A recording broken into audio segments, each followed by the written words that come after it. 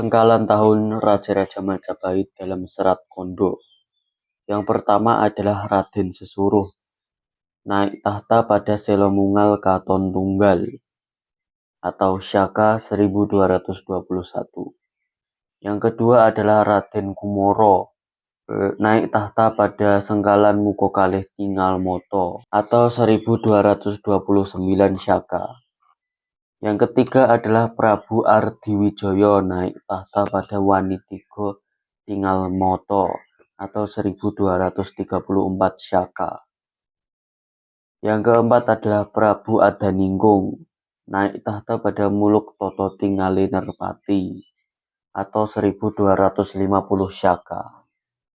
Yang kelima adalah Dewi Kencana Wungu, naik tahta pada Wiku Retu Tingalwani atau Syaka 1267. Yang keenam adalah Damar Wulan, naik tahta pada Nirgunito Sembairo Prabupati. Yang ketujuh adalah Raden Alit, naik tahta pada Putra Mumbul Pigunanyo Seribupati atau Syaka 1301. Pada Sengkalan Mukotro Selenonoto atau 1399 Syaka, Majapahit direbut oleh Raden Fatah dari Demak.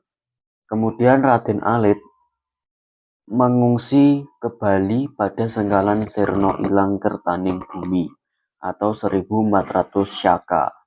Jadi Sirna Ilang Kertaning Bumi itu bukan waktu runtuhnya Majapahit, tetapi waktu di mana Raden Alit atau Brawijaya V itu terusir dari Sengguruh yang kemudian mengungsi ke Bali.